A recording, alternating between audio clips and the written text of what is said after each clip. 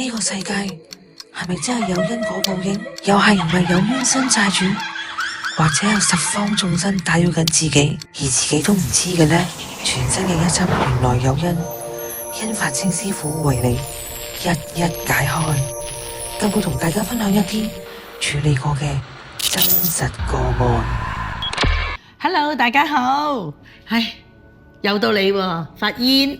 係啊，師傅啊，我哋上次咧講到咧，我咪去同你去悉尼嘅。我想你重溫一下咧，嗰個家庭咧，嗰個發生嗰個狐狸精嘅事件係點樣？係啦，呢一件事咧，都係我今日點解叫你嚟做呢一集嘅，就係因為咧，我哋上次講下咧，就講咗嗰個笑話嗰個撲低的故事啊。冇錯。咁我就冇再講翻嗰件事啦。嗰件事咧，亦都係你第一次跟我去外地遇到見到，令到你個信心更加大，係所以嚟拜師嘅。係啦，因為係我第一次一約落機，即刻咧啲師兄咧就車咗去嗰個屋企嗰度就做嘢啦，所以變咗嗰一刻咧，我抱住一個旅遊嘅心態，點知原來係去到係捉雕啊！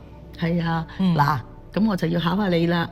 你應該印象好深刻㗎，你可唔可以講俾觀眾聽當時嗰種情況係點㗎？嗱，我哋咧其實去咗咧嗰個地方咧就係有2間屋嘅。咁開始嘅時候咧，其實主要係做一間屋裏邊咧有一個家庭有5個人啦，有爸爸媽媽啦，跟住咧就係有2公婆啦，同埋一個 BB 嘅。咁咧但係咧個屋企裏邊咧，發覺嗰個男主人咧佢經常開始即係已經係情緒啊，或者係變咗另一個人。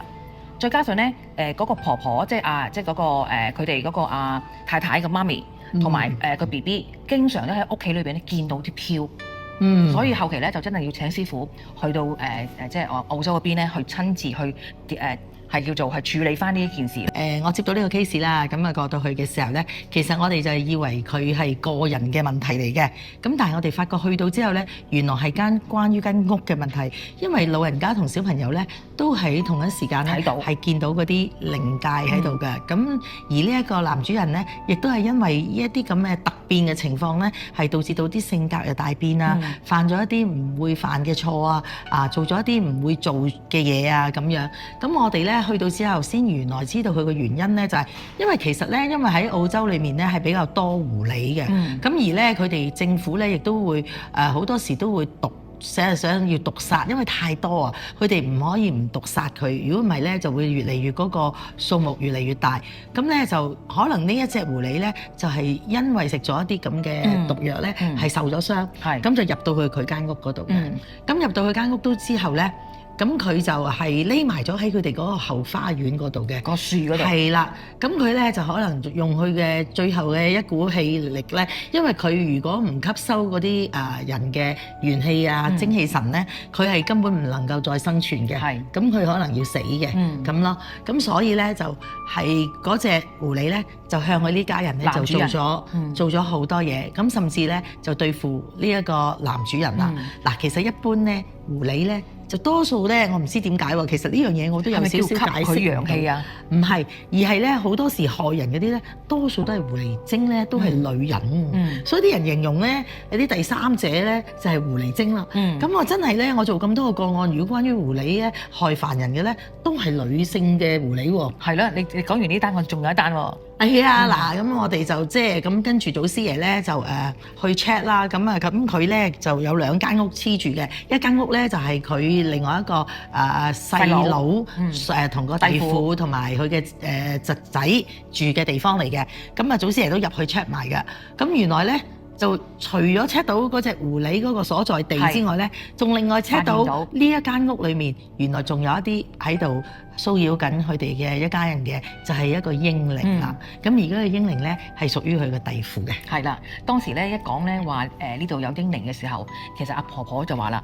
係啊阿弟婦，因為當時好似6個月之前就唔要啦，即係就唔要呢個 BB 咯。係啊，所以嗰刻佢哋大家一講就已經知道師傅講緊乜嘢啦。係啦，因為咧因為佢身體唔好啊，咁所以咧醫生就覺得你陀呢個 BB 係有啲危險，所以就話你陀到都可能生嘅時候都會有啲問題，所以就奉勸佢唔好要，咁所以咧就係有啲陰功嘅，6個月先唔要佢，所以佢嗰個怨氣咧係非常之大嘅。咁我哋咧就即時就梗係即刻做嘢啦，咁就俾你見到平時同你成日玩嘅師兄師姐，突然間變咗點啊？變身，變咗個 Superman 啊！即係每一個咧都有佢自己嘅角色嘅。譬如可能係阿燕師傅啊，可能係負責做鬼門關係咪啊？鬼王啦，係啦，即係負責即係女鬼王收啦。跟住咧呢個師兄又劍指啊，嗰個又劍指啊，總言之就好似做戲咁樣啦。但係我自己咧就企埋一邊，係感受到嗰啲空氣嘅嗰個壓力啊，即係嗰個感覺，又好似想嘔嘅感覺，但係又睇唔到嘢，但係淨係見到好似打功夫。其實你第一次見咧，你係咪好似喺度睇戲咁樣？有啲緊張，心情好緊張，又好好奇。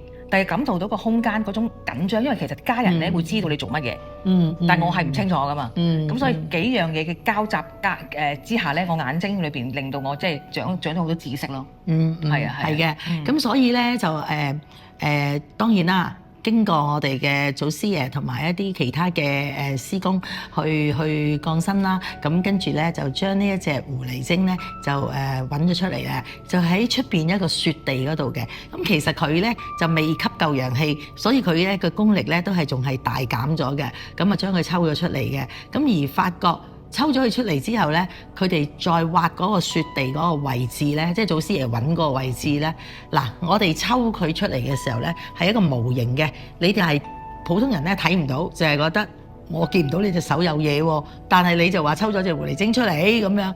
咁我哋跟住咧，亦都叫主人咧再挖嗰個雪地咧，係發覺嗰條屍咧，即係個狐狸嘅屍咧。就真係喺嗰度揾得到出嚟喎，咁樣嘅。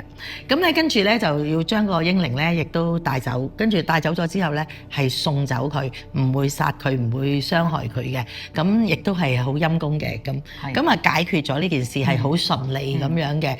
咁咧就喺呢件事裏面咧，我哋除咗阿 Gloria，因為第一次跟師傅去見識。咁佢覺得好緊張同埋好奇咁啦，咁亦都咧俾我哋睇到咧，就即係其實有時嗰啲靈界啊，或者一啲嗰啲動物嘅靈咧，其實佢哋都係會有嘅嗱，因為人有好人有壞人啦，咁有時有一啲佢哋嘅精靈啊，佢哋都會有修正道同有修邪道嘅，咁當然修邪道嗰啲人咧就會係成日都會傷害人啦，咁佢狐狸精一定係要吸人哋嘅元神咁啦，咁嗱，我哋咧而家休息一陣，轉頭翻嚟咧，我同你分享另外一個狐狸精故事。好啊，各位觀眾，如果你哋遇到任何嘅靈異事件，可以向我哋求助，請聯絡我哋啦，54480068揾法靈師姐，或者係56467029揾法語師姐啦。呢個世界係咪真係有因果報應？又係唔係有冤親債主？或者有十方眾生打擾緊自己，而自己都唔知嘅呢？全真嘅一輯原來有因法清師傅為你一一解開。今會同大家分享一啲處理過嘅真實個案。咁我哋翻嚟第二 part 啦。係啊。嗱，咁咧就其實咧，你咧就今次就冇跟我英國，係啦，你就成日都追住我要攞呢一個個案俾你知嘅。咁啊，今日既然我哋講開狐狸咧，咁我哋就講啦。咁啊，其實咧就呢個故事咧，其實都唔係故事嚟嘅，其實係一個真實嘅個案嚟嘅。咁我英國咧就有一位善信咧，咁佢就係喺打長途電話嚟求助，咁就話佢個仔突然間一個性情大變嘅，咁咧就導致到咧就而家有好多嘢都改變咗。咁佢哋就想揾阿師傅求即係查嘅，即係想睇下可唔可以 check 到究竟佢個仔發生咩事嘅。咁於是乎咧，佢就話佢會親自翻嚟香港揾我嘅。咁佢終於我哋就約咗佢一個期限咧，佢就真係搭飛機特登喺英國翻嚟嘅，就係一對父母啦，即係父母嚟問個仔嘅情況。咁佢仔咧亦都係已經成30幾，即係30歲都有㗎啦，即係都唔係後生啊，唔係細路仔啊。咁佢個仔咧係做一啲醫務人員嚟嘅。咁佢就唔知點解個仔不嬲係乖仔啦，同埋咧後來我就睇到咧，後來我先至知道睇咗啲相啊嗰啲先至知道佢仔係好靚仔嘅。咁佢亦都係有女朋友嘅，亦都拍過好多次拖嘅，性情大變，絕對100%中意女人嗰隻嘅。突然間係啦，中意咗男人。係啊，佢跟住對你冇興趣啦。係啦，突然間中意咗佢個公司嘅同事。係啦，冇錯啦。佢咧突然間轉咗叫做中途轉機啦，所謂嚇。係啦，咁好奇怪，佢不嬲都係中意女性噶嘛。點解突然間會咁咧？咁佢同埋咧，佢係不嬲，亦都對父母係孝順嘅。咁啊，突然間咧就係父母同佢講乜嘢都唔入耳啊，好暴躁㗎，直情好似目露兇光咁嘅，殺死咗好多咁啊。同係啦，同埋好似越嚟越瘦咁喎。喂，已經即係你諗下，做得一啲醫務人員嘅，即係一啲救護員嗰啲咁樣嘅，咁應該都好大隻嘅。咁但係佢係越嚟越瘦，好似佢話好似170幾磅嘅，咁跟住而家都即係一路瘦到好似得翻140磅到咁樣，即係越嚟越瘦，係同埋喺一個好短嘅時間裏面瘦啊。係咁咧，跟住佢於是乎咧，佢就翻嚟問祖師爺，祖師爺一查咧就查到咧就話：咦，你嘅仔仔咧係俾一隻狐狸精上咗身。係。咁佢上咗身之後咧，佢就已經唔係男性啦，佢就變咗一個女性咁啦，所以佢就唔會再中意女性，佢就會中意佢嘅同事就搭上咗咯。係啦，搭上咗。而嗰個男同事亦都好奇怪，個男同事不嬲都亦都唔係搞基嘅，又係中途轉機嘅，好奇怪。咁咧，祖師爺就話咧，就講得出咧，就某日咧就有一隻狐狸咧就入咗佢哋間屋度，咁咧就因為咧個事主咧就可能即係想趕走佢哋啦，因為佢哋都盡量已經整到啲圍牆好高，因為好多狐狸出沒嘅。咁但係佢個仔仔嗰間房咧係比較係近嗰個即係後一啊，所謂佢哋嘅後花園咁樣啦。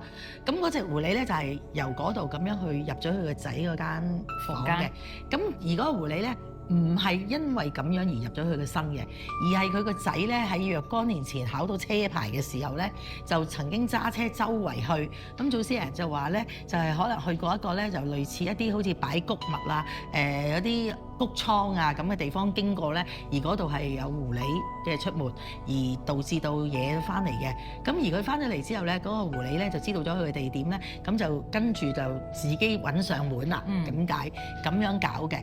咁亦都咧喺呢件事裏面咧，就後期我哋亦都知多咗一點點咧，就係佢爸爸後來亦都講過一件事咧，就係喺成都20年前啦。佢話佢爸爸咧就話喺夜晚黑揸車嘅時候咧，喺一條公路，一條即係就係類似佢個仔仔揸車嗰個谷倉嗰度附近啦，就係個仔仔喺嗰度出事嗰個附近咧，佢曾經咧係夜晚黑經過嗰度咧，係殺死即係車死咗一隻狐狸，係一隻好大隻嘅狐狸嘅。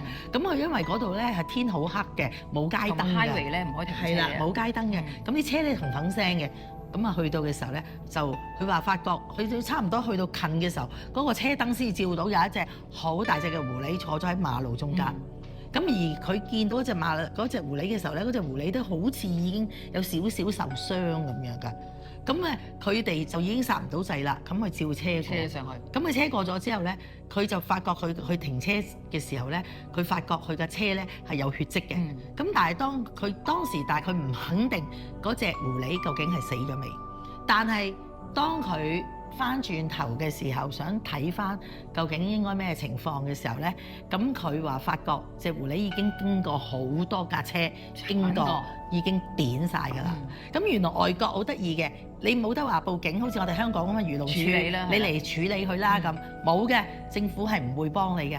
佢話最好你執咗佢，你冇罪嘅，佢唔會話因為你撞死隻狐狸有罪要罰款嗰啲，冇嘅，佢係直情要係啊，即係真係要你最好你執咗佢，唔使佢哋煩添咁樣嘅。咁當然啦，我個男士信係冇執到嘅，咁佢就覺得會唔會關於呢個狐狸嘅問題啦？咁我哋咧都因為已經係問咗祖師爺之前係關於喺嗰個位置度出事嘅佢個仔，咁而佢咁啱講翻20年前嘅事咧，又喺嗰個位置度佢車死隻狐狸，咁佢想知道究竟係唔係有關聯呢？咁我哋又唔敢講，亦都冇再去追問祖師爺，因為祖師爺已經話咗俾我哋聽個情況。咁我哋於是呢，咁佢屋企人呢，於是就邀請咗我親自過到去英國，咁我帶埋幾個弟子啦，咁啊過到去英國，就喺佢屋企度，因為佢仔仔呢係做嗰啲救護員呢，就一個星期先會攞啲衫褲翻嚟洗一次嘅啫，平時就係住喺嗰個宿舍嘅咁樣。咁啊嗰日呢，就我哋翻到去呢，咁佢個仔仔係已經攞咗一大堆衫翻嚟，咁但係我哋見唔到佢仔仔嘅，佢仔仔係翻咗工。咁我哋咧就要利用佢嗰套衫咧，就去追魂，就追到去嗰個救護中心嘅宿舍嗰度，跟住就揾到呢一個咁嘅狐狸精，即係揾到佢個仔啦咁樣。咁咧祖師爺就會吩咐我其中一個徒弟咧，阿法進咧就係請咗一個齊天大聖。齊天大聖專打妖精啊嘛，齊天大聖齊天大千里眼聖。咁咧千里眼就亦都嚟幫手去睇佢揾佢喺邊嘅，揾到佢喺邊咧，跟住咧就亦都係阿伯公大奴嘅。咁我哋亦都有一個徒弟咧，就請咗伯公，咁就伯公大奴係當地嘅伯公大奴。咁咧就跟住千里眼揾到佢喺邊啦，就話俾齊天大聖聽，齊天大聖埋去就對付佢咁樣。咁咧其實喺外人同埋佢父母喺呢個眼中去裏面睇咧，我哋好似喺度打打鬧鬧，好似喺度做緊啲鬧劇咁樣嘅。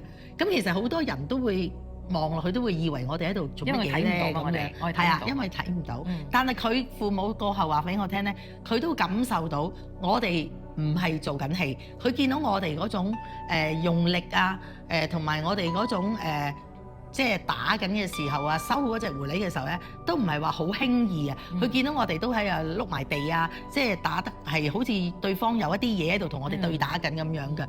咁所以咧就我哋過後就真係已經將呢隻狐狸精咧係處理咗啦。點解咧？其實一般咧，我哋祖師爺都好慈悲嘅，盡量都唔會去對付一啲邪靈啊，或者一啲仙靈咧。如果佢哋係知錯嘅，我哋都係會俾個機會佢嘅。咁但係呢一隻狐狸精咧，因為佢係比較橫蠻啦，佢認為係冇彎轉嘅。唔係你死我亡嗰啲咁所以喺無奈之下咧，所以祖師爺就殺雞用牛刀咧，就揾阿齊天大聖啦。因為齊天大聖咧係一個非常之正義同埋一個比較衝動嘅神嚟嘅。啲妖精咧喺佢手下咧，佢嗰支金剛棒咧就冇得走啊。咁終於就將呢一個咁嘅狐狸精咧就繩咗於法啦，咁樣啦。係咧。咁就我哋就完成咗呢一個個案，咁我哋就即刻翻嚟咁樣啦。咁所以咧，亦都係關於狐狸精嘅。係啊。咁點解成日都話狐狸精會害人咧？咁其實因為狐狸精咧，佢哋都係如果係修正道嘅咧，就係我哋坊間所講嘅狐仙啊。咁但係如果係修邪道嘅咧，咁佢係屬於一啲精靈啊、妖啊咁樣啦。咁佢如果去吸收到人，佢哋點樣修練咧？就吸收我哋人嘅精氣神啊。咁佢哋先至可以令佢哋嘅法力高咁解啦。即係等佢去延長佢嗰個能力。嗱，所以咧有陣時你哋聽師傅分享個案咧，好似聽神話故事咁嘅。咁但係師傅咧就可以咧舉頭三尺有神靈，同你哋講任何嘅嘢咧，我哋都係有證有據，亦都係真真實實嘅。咁所以我哋有啲嘢咧又真係解釋唔到嘅，我哋又唔可以話即係一口就話，呢啲流嘅呃人嘅。係咪啊？老千啊，呃人嘅啫咁。其實我哋又唔可以抹殺，即係一時針唔吉到肉唔知痛，唔知道發生咗喺你嗰度。如果發生喺你嗰度嗰時，你就唔會唔信㗎啦，係咪啊？咁講啦。哇，講下，係啊，時間過得好快啊！我諗啲觀眾咧仲想繼續聽嘅。係啊，咁我哋留翻下一集啦，好唔好啊？拜拜。